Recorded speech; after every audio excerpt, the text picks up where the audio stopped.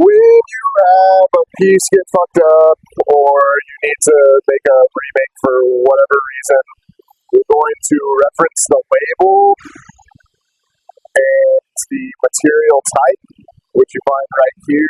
We're on 3/4 UV2.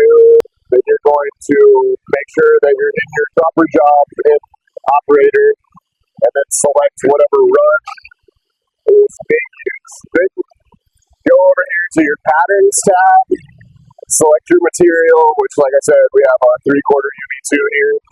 Then you can reference your sheet number. We're on sheet number 5. Once you're on your proper material, your proper sheet, you have a part number here. So we have part number 33. We're going to double left click on it, and we're going to select move to remake bin.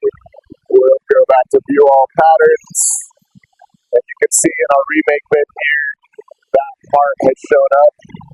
And you'll repeat this process for whichever parts you need.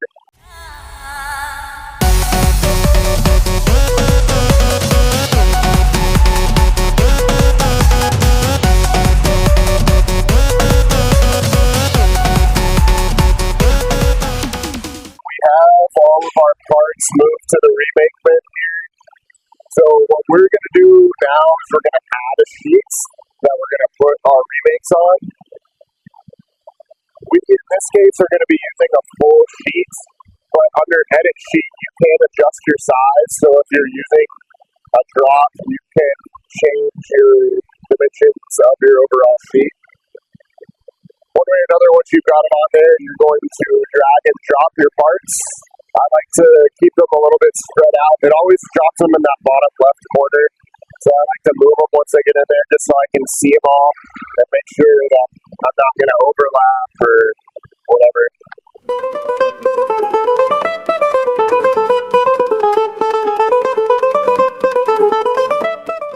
So I double left click on my part and I'm going to bump it up and right. So right now we're coming in 1/4 inch from the factory edge. So when you bump up and right, it's going to put it 1/4 inch off the factory edge. You can do that with all of them.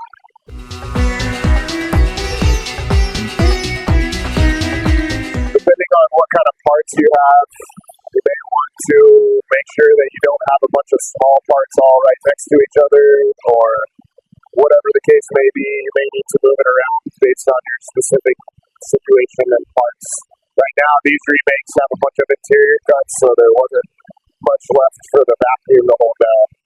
At this point, we have our nests laid out. We're cutting out the 3/8 bit right now, so we have 7/16 part spacing. So when you do that bump, it automatically puts your part spacing in here. So we've got them all lined up. We're going to come over to this generate G-code button. We're going to click calculate. So on this calculate window, you can toggle through your operations. It's always going to start with your drills. So we have 5mm drill here. That's just going to cut some waste pockets, which is going to be our 1/2 inch down shear to cut the dado slots. This is a custom tool path that's going to cut out the interiors. And finally, the perimeter cut. So it's good to just look and make sure you know what tools are being used and what they're doing, just in case something weird is going on. Once you've verified all that, you do have the option to simulate it. You can either select on a specific tool path or do all of them if you want to just double check anything. You don't want to mess with anything on the tool set or the post processor. Those could create some problems, so you just need to start from the top, go down to G-code output, and you're going to click the G-code button. In this case, we don't have any flipped operations, so you're just going to create the primary sheet program. If you did have any parts with flip operations, you would create flip sheet program. In this case, we don't. We're going to click OK. This is where your file explorer pops up, and it wants you to choose where you're going to save it. We're using a flash drive to save it to. You're going to make sure you have that in your computer. Select your flash drive, select your run, that you're on within your job, and then select your material that you're on within your run. So now we're going to select our 3/4 UV2.